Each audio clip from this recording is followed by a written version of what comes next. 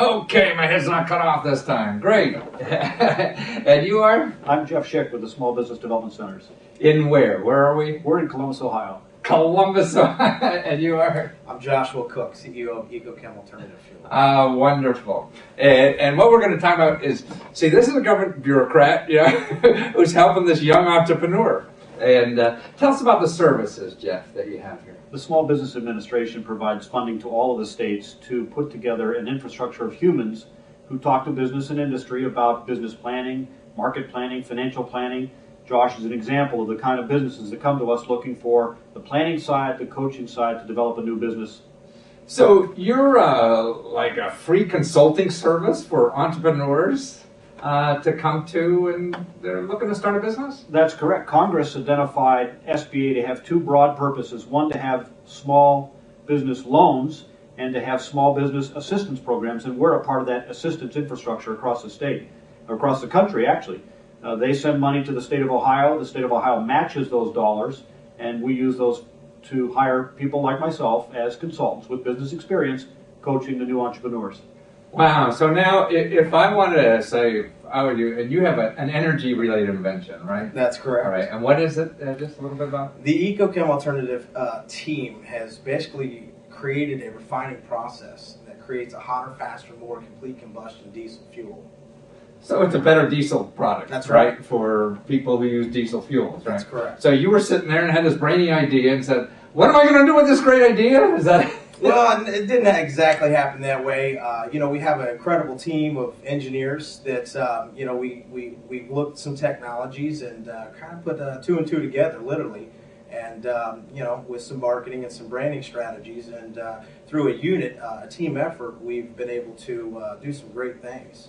So did you start with a lot of money, like a rich uncle or something, to help do all this, or what? We bootstrapped the operation up until this point. We'll continue to do so until we have the proper funding. You mean you have no money? That's right. That's right. So you had no money and you came to the government. That's like Wall Street, isn't it? That's right. That's right. When they ran out of money, they came to the That's government. right. So you didn't even start with money. No, but I mean, but this is your job here, right? That's right. We help folks like Josh really understand where the opportunity is for their product, what the business looks like today, and help them prepare to package it and organize it and get ready to market it to people with money, with venture capital.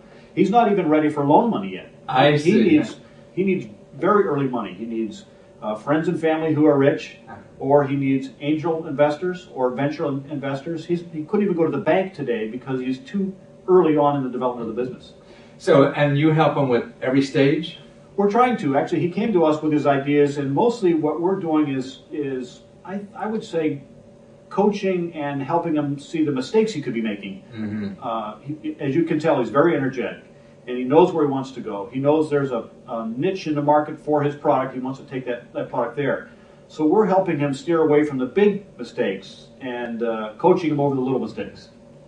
Now, does the service, that you provide, but it helps, if you're not as far along as Josh is in thinking about it, what happens if you just came up? Actually, there's some products in the back here.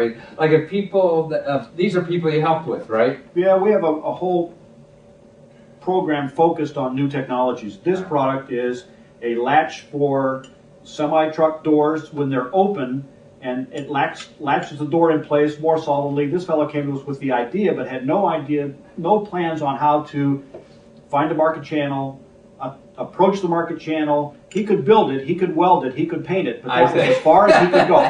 What about an invention company? Why wouldn't he go to one of those? Some of those invention companies like to take the money out of the inventor's pocket, not out of the invention after it hits the market. And so we're very cautious about those invention companies. Yeah, I am too, and that's why, to me, you hear these ads for the invention companies all the time, inventors want it, inventors want it. You call them up, and what they want is your money, And when you have people like you, will basically do the same thing as an invention company and could save you thousands or tens of thousands of dollars. What's interesting is we can help them do a lot of it themselves. Most of the people don't realize the resource infrastructure for them today with the internet, with the access of the Patent Trademark Office over the internet, with good marketing techniques, good marketing strategies. You don't need to go to someone else who's miles and miles and miles away who want to take your money. Right. In the last 3 years, we've taken 3 or 4 businesses to the point where they've said, I'm going to call and cancel my check to the invention companies. Really? So they And so they've saved money. They've Right. saved tens of thousands of dollars by not sending money to those companies. Now It's not what we have here in Josh. Right, I know. You never got there. Yeah. Let me go through some of these other products. What's that, relish back there? This is a neat one. I love this idea. The woman, I love her title, Commander of Operations. Commander, And Salamander. she, like so many people, has a family recipe that's wonderful, and she wants to commercialize that recipe. She calls it Relish the Harvest, and essentially she's commercializing her mother's sweet relish recipe. Wow. Wonderful. Can't do it all by herself. She came to a university looking for support. There's an awful lot of packaging, a lot of sanitation, a lot of labeling requirements that are necessary. She didn't know how to do that. We helped match her up with all of those necessary points of thinking, planning, and processing to build a business. So, so she could hire these other consultants? You find the consultants to hire, or these are free services? Ohio is a nice infrastructure. Almost everything she's accessed today has been for free. Uh-huh. She will get to a point where she has to pay for Right. things that have to be done. I have another example of something like that. Yes. This is a lovely product. This will go on the market in January. This is caffeinated water, and it can be... That's what I need. It's completely clear, and what we had to do was make sure that the protocols they used to produce the caffeinated water would be the same if it was being produced in Ohio, in Florida, in California. You see, you don't produce water and bottle it everywhere. You sell water near where you're bottling it. And it's not like bottling spring water. Wow. This has to follow an exact protocol, an exact recipe. So this company had to pay for some services here to create the protocol, the recipe, which is secret now. And we're at the point now of helping them find venture capital. Oh, I see. So you help the businesses, like Josh, raise money, and that's the kind of, I guess, stage you're at now with Josh, trying to get him off the ground, finding the money. You have something with a local city up the road going on with him. We do. One of the neat things about Josh's idea is he's got a trade secret, Uh-huh. and that's really a good thing. Keep it secret. Have a patent, have a trademark, have a copyright, or just plain keep your mouth shut. Well, Right. Josh is smart that way. He's not letting anybody know. But, Right. but he has a product that will be approved by the EPA in the next 3 weeks for manufacture of fuel, a clean diesel fuel that burns hotter than any diesel fuel, so you get better power. It burns cleaner than any diesel fuel, so you get a great advantage to the environment. A local community about 30 miles east of here, Licking County, is building a brand new road for their economic development. Well, we've talked to them, and they want to test his fuel, use it as a demonstration on the construction of this project. So very exciting. Like the equipment used to build the road uses diesel fuel? Right. That's right. And so they're going to buy your diesel fuel? That's correct. He's got to sell. So you're doing his marketing for him. We're helping.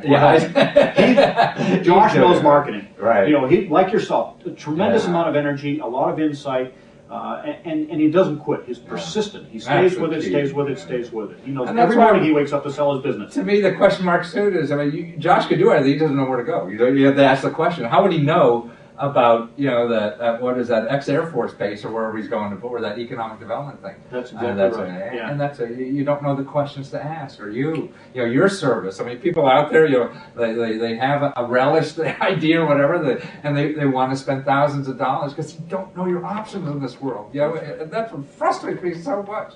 So how was your experience with these guys? Oh, it's incredible. I've had other opportunities to get in front of private companies that were interested in working with us on this side and helping us promote the petroleum, but most of them were basically interested in their own abilities to maneuver ownership. Rip you off. Basically,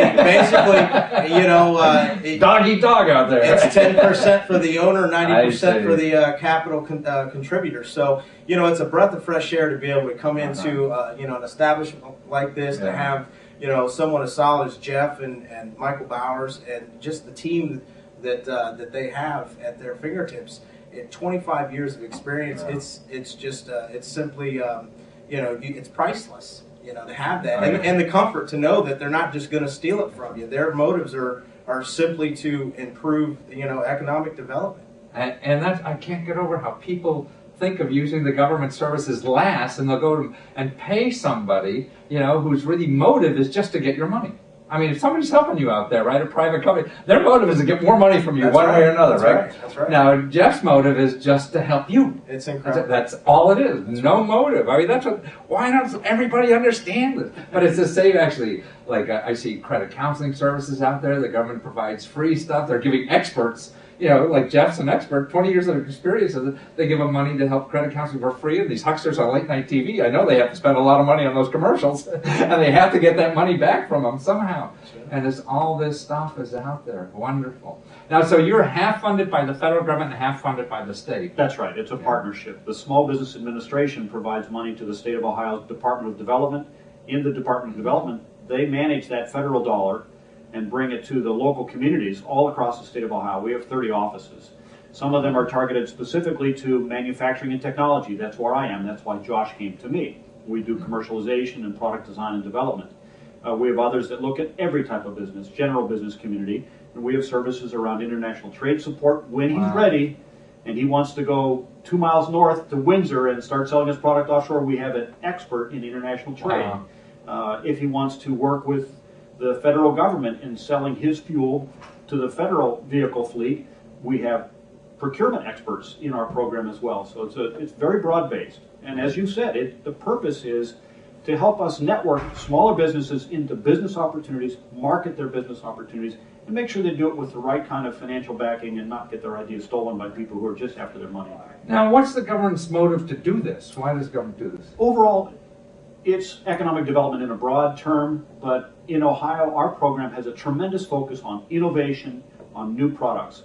Tomorrow's economy is not going to have the same products we have today. You know well. And the role of science and engineering from the federal agencies to the universities to the state government programs really is creating our future economy. And our infrastructure of our small business development centers is designed to help capture talent with an idea, package it into a nice business that can make money. That's the future economy. It's around innovation. So economic development, it really means jobs. It means jobs. It does mean jobs. That's right. And that's what it's all about. So the government does this, a great job, so we grow as a country, and India slows down. Well, they're not going to slow down. That's the Exactly. challenge. And Right. our pace of innovation has to be consistently increasing. If we're not consistently increasing the pace of innovation, we will fall behind. Other people will continue to run. Right. They have traction under their feet. That's where we have Josh today, and we've talked a little bit about that. Look where you are. Where are you today? We have this demonstration project, but project into the future. I might have to go international. Right. And that's great. Oh, absolutely. But let's look where we are today, get traction, do it smart, be careful, but think innovation. And what did you learn from the program, or how did you find out about him? Well, actually, a woman named Eleanor Grande, who is a business-to-business consultant, she used to work for the Small Business Administration. Actually, that's where I had met her about 8 years ago on another project. And since then, we've become very good friends. She now is just doing her own venture, but she actually had the opportunity to listen to Jeff speak at a seminar, and she was so thrilled with Jeff's ability and knowledge. She said, "You've got to meet this guy. Right. You've got to meet him." And so, it probably took me about 3-4 weeks of her just thralling me, telling me, that you need to really go see this guy. So I set a meeting up with Jeff and came in and had a really good conversation with him. He sent me packing, and he said, "Come back with this, and this." And I give you homework. Well, I think in his business, he has to evaluate the student and see, is this really Are you worth investing? Are you worth investing my time Right. in what you're doing? And if so, we're here to help. Right. But if you're here and you want a quick fix. That's right. If you're not serious about your venture and you're not 110% committed to what you're doing, you can't expect someone else to come in and spend their time on it when there are other people that are certainly that committed. Yeah. Oh, well, that's terrific, and that's great because so many people, and I think that's what the entrepreneur or the business opportunity people are they? I'll give somebody $500, I'll be a millionaire in 2 weeks or something like that. Or as you mentioned off the air earlier about $6,000. Who was that? Tell that story about that lady who was trying to start a business in software. Oh, poor lady lost her job, and we've had a lot of that in Ohio in the last 6 months. And someone asked her or sent her an email saying, "I have your future employment." All you have to do is give me $6,000 Simple. on your credit card, and I'll help you set up a business. Well, we worry about those kind of opportunities, and one of the nice things about the SBDs, the Small Business Development Infrastructure, if that company was in Cincinnati, I would have called my peer in Cincinnati and said, talk to me about that company, teach me so that I can teach my business how to avoid problems. Well, this company happened to be in another state, 1,500 miles away. And I called my peer in that state who did a drive-by and told me about the business, gave me some real understanding of what they could be going into. So the role of government in helping is not to do Josh's work. Right. It's to help them gain access to the information, help them understand the environment in which they're trying to do work, and let them make decisions. Right. He's allowed to fail. Exactly. I don't want him to. He's allowed to fail, but we're going to try and help him not fail. Yeah. Well, it's just having that knowledge, like knowledge about somebody driving by that, one-room office or whatever is going to set them up in a big software company, and all they really want probably just the $6,000. They wanted Christmas money for themselves. Exactly, yeah, that's what it is, and that's what anybody out there thinking of, you have an invention, you're thinking about starting a business, you're going to give somebody. I say the cutoff is $100, kind of thing, and otherwise, you could, maybe most of us could, maybe you lose $100. Well, what you really learn from most of these things is not to do it again. You may learn something, but it's certainly not going to be how to make money. It's not how to lose money from these people. And that's it. I spent my life using services like this for my Fortune 500 clients when I started this stuff, and that's why I want the average person on the street to realize your government has this help, and the motives are so much better too. I think in government doing this than some huckster. All they want your money, they'll and I know I'm the same way. Like on television, I spend 24 hours a day. What do I say on television to get that sale? And that's all I think about. You don't have to sell because you're giving away free, But as a result, you don't advertise. Yeah, that's right. We do very little advertising. Yeah. The Small Business Administration has a nice website for business planning. I can't tell people loudly enough and more frequently enough that good planning makes for good business. Yeah. Understanding marketing makes for good business.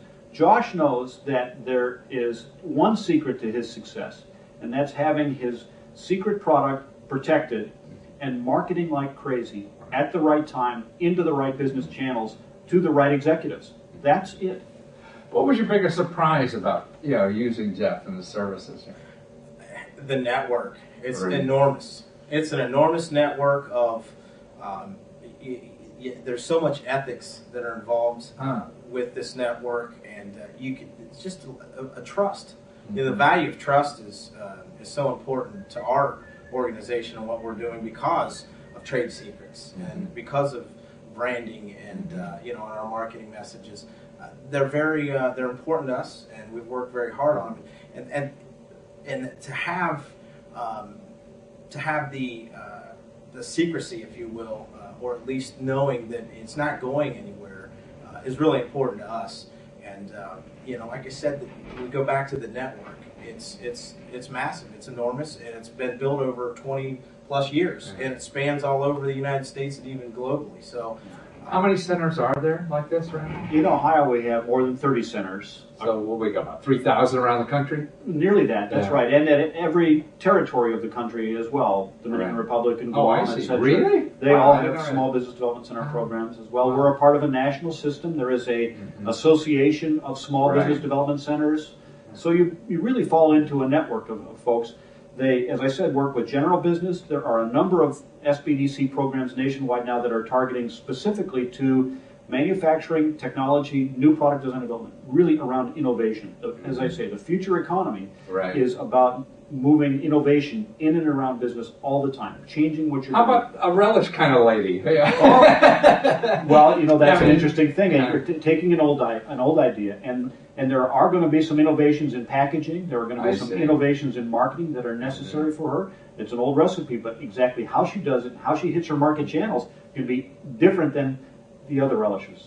Right, I see. You don't have to be a high-tech energy guru kind of business. A relish business really involves new technology too, is what you're saying. That's exactly right. Yeah. And innovation around marketing, innovation around management of money, and in Josh's case, innovation about his trade secrets and protecting his information. You're from the Washington, D.C. area. You know what the Patent Trademark Office is, and and how much trouble it is. It's no secret Right. and no surprise that the British didn't burn it down in the War of 1812, because that's where the body of science and engineering that created the new economy. Right. And the same is true today. So our colleges and universities, our federal laboratories, those infrastructures are absolutely key. Yeah. But managing that knowledge and that information, using good planning techniques, good market research technique, good market analysis, absolutely essential. Your business succeeds because of your market analysis, not only because customers buy your books. So everything from technology to relish and what other kind of low tech? Well, actually, you're not the low tech side of the business. You have another arm of the business that really deals with I can show you an example of something that's we won't call it low tech. It's for a low tech problem. Everybody's driveway gets cracks in it. Everybody's sidewalk has cracks in it. The product in this container, Ultimate Crack Filler, was developed by the United States Department of Energy for